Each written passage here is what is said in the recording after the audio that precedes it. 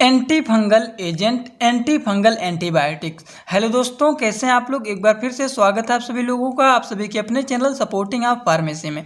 दोस्तों, जैसा कि आप लोग जान रहे हैं, मेडिसिनल केमिस्ट्री थर्ड का, बी फार्मेसी 6 सेमेस्टर का हम लोगों ने यूनिट 4 स्टार्ट कर दिया है। और यूनिट 4 में मेडिसिनल केमिस्ट्री के पहले वाले लेक्चर में हम लोगों ने एंटी फंगल एजेंट के बारे में टोटल पढ़ लिया है और एंटी फंगल एंटीबायोटिक के बारे में भी टोटल पढ़ के कंप्लीट कर दिया है। और एंटी फंगल ड्रग्स के टोटल क्लासिफिकेशन भी हम लोगों ने बहुत ही आसान तरीके से देखे, आप लोगों को यहाँ पे एकदम इजी तरीके से मैंने बता दिया है पहले वाले लेक्चर में। अगर आप लोगों ने वो लेक्चर नहीं देखा तो एक बार जाके जरूर देख लेना, क्योंकि ये लेक्चर जो है बहुत ज़्यादा इंपॉर्टेंट है आपके दोनों सब्जेक्ट के लिए, फार्माकोलॉजी और मेडिसिनल केमिस्ट्री दोनों के लिए। ठीक, तो आज हम लोग इसमें दूसरा चैप्टर स्टार्ट करने जा रहे हैं, सिंथेटिक एंटी फंगल एजेंट। इसमें बहुत सारे ड्रग्स दिए गए हैं। सभी ड्रग्स में जो ड्रग्स वेरी मोस्ट इंपॉर्टेंट है उनको हम लोग आज के लेक्चर में थोड़ा इजी तरीके से पढ़ेंगे। तो देखिए, इनमें दिया गया है, सबसे पहले हम लोग यहाँ पे बात करेंगे क्लोट्रिमाजोल। और यहाँ पे देखिए स्टार बने हुए हैं, शायद आप लोगों को सही से नहीं दिख रहे हैं, लेकिन सिलेबस में आप लोग के दिए गए हैं, ये ब्लर हो गया है। तो यहाँ पे देखिए माइकोनाजोल, ये भी इम्पॉर्टेंट है, टोलनाफिटेट भी इम्पॉर्टेंट है यहाँ पे। तो सभी के बारे में जो इसमें वेरी मोस्ट इम्पॉर्टेंट है उसको इस लेक्चर में कवर करेंगे। और जो ड्रग्स के बारे में नहीं बताऊंगा उसको अपने नोट्स में बना करके अच्छे से आप लोग को PDF में और अपने टेलीग्राम ग्रुप में दे दूंगा। तो चलिए स्टार्ट करते हैं बिना देर किए हुए। तो चलिए हेडिंग डालते हैं, सिंथेटिक एंटी फंगल एजेंट, जिसमें से देखिए यहाँ पे मैं टिक लगा दिया हूँ जो कि इम्पॉर्टेंट है, उसके बारे में आज डिस्कस करेंगे। और सभी जो ड्रग्स के बारे में दिए गए हैं वो सब आपको नोट्स में प्रोवाइड कर देंगे, आप लोग वहाँ से देख लेना। तो चलिए हेडिंग डालते हैं क्लोट्रिमाजोल। तो चलिए देखते हैं। वैसे क्लोट्रिमाजोल क्या होता है इसके बारे में हम लोग कल ही जाना है कि फंगल इन्फेक्शन में ये दिया जाता है। तो इसका स्ट्रक्चर बनाएंगे, स्ट्रक्चर यहाँ पे बने हुए हैं, आप लोग स्ट्रक्चर बना लीजिएगा, बहुत ही आसान स्ट्रक्चर इसके हैं। ठीक, स्ट्रक्चर तो बन जाएगा। अब हम लोग बात करने जा रहे हैं इसके मोड ऑफ एक्शन का। तो ये क्या होता है, यह इनहेबिट करता है the biosynthesis of sterol and mainly ergosterol, जो कि क्या होता है, which is an essential component of fungal cell membrane, जो कि क्या होते हैं, इसेंशियल कंपोनेंट होते हैं, किसके होते हैं, फंगल सेल मेम्ब्रेन को, जो डैमेज करते हैं, अफेक्ट करते हैं the permeability of cell membrane को। ठीक, ये तो हो गए इसके मोड ऑफ एक्शन, जो कि यहाँ पे इसके मोड ऑफ एक्शन दिए गए हैं। अब इनके यूज क्या होते हैं, यूज तो आप लोग को सबसे पहला पता ही है कि ये फंगल इन्फेक्शन को ट्रीट करने के लिए ये दिए जाते हैं। इसमें क्या लिखेंगे, it is use in the treatment of topical fungal, उसके बाद डीमेटोफाइट एंड ईस्ट इन्फेक्शन में ये ट्रीटमेंट के लिए ये ड्रग दिए जाते हैं। ठीक, ये तो हो गया क्लोट्रिमाजोल के बारे में। ठीक, तो इतना तो समझ में आ गया होगा। दोस्तों, एक बात और आप लोगों को बताना चाहता हूं और दिखाना भी चाहता हूं, क्योंकि हम लोगों ने कल से ही क्लोट्रिमाजोल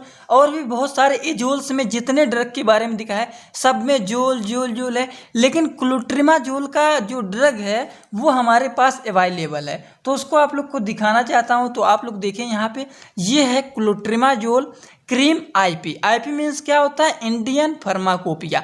और यहाँ पे देखिए क्या लिखा गया है, ये है ब्रॉड स्पेक्ट्रम, इसको मोड़ देते हैं, रोटेट कर दिया मैंने। अब आप लोग को दिखा, देखिए यहाँ पे क्या लिखा गया है, ब्रॉड स्पेक्ट्रम एंटी फंगल। तो क्या होता है, फंगल इन्फेक्शन को ट्रीट करने के लिए ये दिए जाते हैं। अब इनका यूज कैसे करना है आप लोग यहीं पे पढ़ के इसका समझ जाएंगे। नहीं समझेंगे तो यहाँ पे इसके देखिए सफिक्स में जोल लगा हुआ है, जब लास्ट में जोल लगा हुआ है तो आप लोग समझ जाएंगे कि ये जो है हमारा फंगल इन्फेक्शन के ट्रीटमेंट के लिए ही होगा। ठीक, अब इसमें किसी को कोई डाउट होगा, कोई शायद ही नहीं डाउट होगा, इसीलिए आप लोग को दिखाने के लिए इसको मैं अवेलेबल करा दिया हूँ। ठीक, तो चलिए आगे बात करते हैं। क्लोट्रिमाजोल को तो आप लोग देख ही लिया है, जो कि फंगल इन्फेक्शन, रिंग वार्म, दांत खाज, खुजली के लिए दिया जाता है। चलिए अब हम लोग बात करने जा रहे हैं दूसरे ड्रग के बारे में, जो कि हमारा माइकोनाजोल। माइकोनाजोल का तो हमारे पास अवेलेबल नहीं है, वो आप लोग देख लीजिएगा, कहीं पे होगा। नहीं तो किसी भी ड्रग को आप लोग देखना चाहते हैं अगर, तो इस ड्रग का नेम अगर आप लोग लिख देंगे गूगल पर जा करके, तो वहाँ पे इमेज में जाएंगे, सब ड्रग्स आप लोग को वहाँ पे एकदम अच्छी तरीके से दिख जाएंगे। इनके प्रॉपर्टीज़ क्या होते हैं, प्रॉपर्टीज़ लगभग में सबका सेम होता है। It occurs as a white crystalline powder, ये अक्सर वाइट क्रिस्टलाइन पाउडर होते हैं जो कि सॉल्युबल होते हैं वाइट किसमें, वाटर में, and it get metabolize in liver, ठीक, and it must be store in airtight container, ठीक। सिंथेसिस की बात करें इसका, तो सिंथेसिस आपका यहाँ पे दिए गए हैं, तो आप लोग इसको लिख लीजिएगा। देखें यहाँ से ऐसे आया है और यहाँ पे हमारा माइकोनाजोल बन गया है, ठीक। तो ये आप लोग 1 से 2 बार प्रैक्टिस करेंगे तो आप लोग को समझ में आ जाएगा। इनके मोड ऑफ एक्शन क्या होते हैं, क्या होता है, माइकोनाजोल हमारा इनहेबिट करता है 4K डाईमेथिल ए साइटोक्रोम P450 एंजाइम, जो कि कन्वर्ट होता है हमारा लोनोस्टेरॉल से एर्गोस्टेरॉल में। किस में कन्वर्ट होता है, ये लोनोस्टेरॉल से एर्गोस्टेरॉल में ये कन्वर्ट होते हैं। अब इनके यूज क्या होते हैं, यूज तो आपको पता ही है लगभग में कि ये इनका यूज क्या होता है, फंगल इन्फेक्शन को ट्रीट करने के लिए दिए जाते हैं।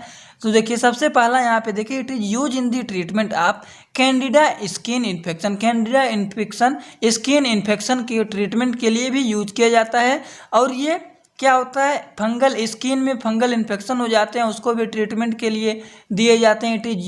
It is also use in the treatment of variety of fungal skin में किसी भी प्रकार की जो वैरायटी के हो जाते हैं फंगल इन्फेक्शन उसके लिए दिए जाता है। फंगल इन्फेक्शन जैसे कि हमारा एथलेट हो गया, फूट हो गया, जैक हो गया, एच हो गया और रिंग वार्म हो गया, ये सब के लिए ये सब ड्रग्स हमारे दिए जाते हैं माइकोनाजोल, ठीक। अब इनमें शायद किसी को कोई भी डाउट ना हो, और क्लोट्रिमाजोल का तो डाउट क्लियर हो ही गया होगा, जो कि आपको इनके पेस्ट के साथ दिखा दिया हूँ, जो इनका ट्यूब होता है। देखिए अभी भी मैं इसको अपने पास में ही लिया हूँ, आप लोग को दिखाने के लिए लिया था, ठीक। तो ये तो हो गया, इनके बारे में आप लोग को अच्छी तरीके से समझ में आ गया होगा। अब हम लोग नेक्स्ट ड्रग की बात करेंगे जो कि हमारा है कीटोकोनाजोल। कीटोकोनाजोल के बारे में चलिए देख लेते हैं। देखिए कीटोकोनाजोल यहाँ पे दिए गए हैं, इनके बारे में डिस्कस कर लेते हैं। सभी ड्रग जो यहाँ पे दिए गए हैं सबके structure, mode of action, use मैं आपको नोट्स में अपने बना करके दे दूंगा, लेकिन जो इम्पॉर्टेंट है थोड़ा बहुत समझाने लायक है उसको मैं यहाँ पे समझा दे रहा हूँ, और सब अपने नोट्स में बना करके अच्छे से आपको जहाँ पे दे रहा हूँ वहाँ पे आसान तरीके से वहाँ पे प्रोवाइड कर दूंगा। आप लोग वहाँ से नोट्स जाके कलेक्ट कर लीजिएगा।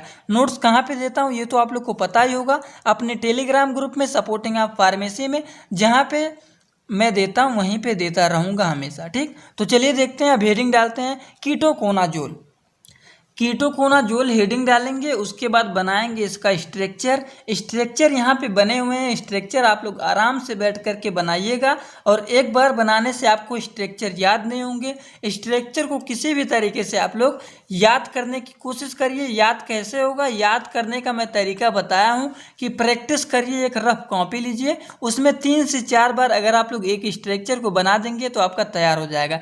कल वाले लेक्चर में मैंने एम्फोटेरिसिन बी और नाइस्टेनिन, हाइसामाइसिन जो है, नैटामाइसिन है, ये सब के बारे में थोड़ा ट्रिक बताया था कि आप लोग उस ट्रिक के द्वारा बना लेंगे तो आसान रहेगा। अब इसमें कोई भी ट्रिक नहीं है, इसको आप लोग बना लीजिएगा, प्रैक्टिस करेंगे तैयार हो जाएगा।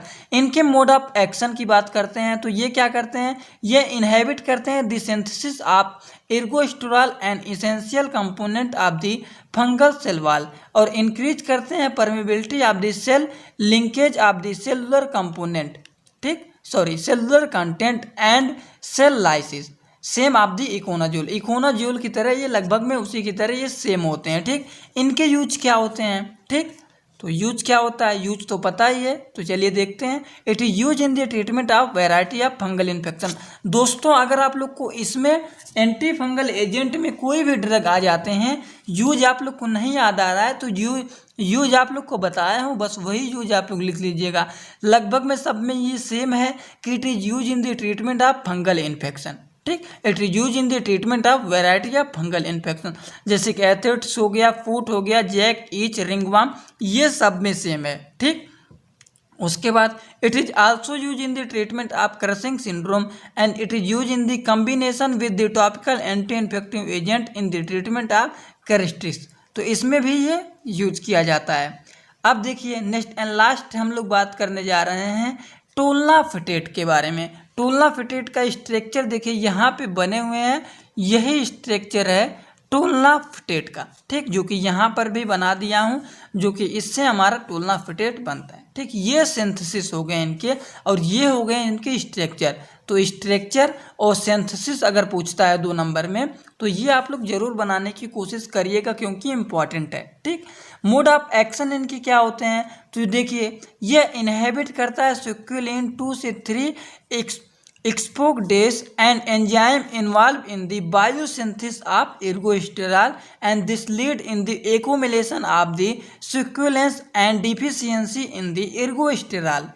यूज तो सबका सेम है दोस्तों, किसी भी ड्रग का, जो ड्रग आपके सिलेबस में दिए गए हैं जितने फंगल इन्फेक्शन के, तो वो सबके यूज लगभग में सभी के सेम हैं, बस स्ट्रक्चर और थोड़ा बहुत मोड ऑफ एक्शन उनके अलग हैं, नहीं तो प्रॉपर्टीज और यूज सबके सेम है। तो अब शायद इनमें किसी को कोई भी डाउट नहीं होगा, जो इनमें सभी ड्रग्स दिए गए हैं उनके स्ट्रक्चर बस डिफरेंस है और मोड ऑफ एक्शन डिफरेंस है, प्रॉपर्टीज और यूज सबके सेम है। ठीक, उसके बाद एक बात और बताना चाहता हूँ, अगर आप लोग पहला लेक्चर नहीं देखे हैं यूनिट 4 का तो ज़रूर देख लीजिएगा, क्योंकि मैंने उसमें क्लासिफिकेशन थोड़ा अच्छी तरीके से समझा दिया हूँ ट्रिक के बेस पे, तो उसको देख लेंगे तो क्लासिफिकेशन और इनमें जो ड्रग दिए गए हैं एंटी फंगल एंटीबायोटिक्स के 3-4 ड्रग हैं, वो आपका टोटल तैयार हो जाएगा। तो अगर आपको आज का लेक्चर पसंद आया हो तो वीडियो को एक लाइक जरूर कर देना और अपने सभी दोस्तों के पास शेयर कर देना, जिससे वो भी आसान तरीके से नोट्स बनाना स्टार्ट कर दें। तो चलिए दोस्तों, thanks for watching video, like comment share and subscribe this channel, and next lecture हम स्टार्ट करेंगे एंटी प्रोटोजोअल एजेंट। तो चलिए, थैंक यू।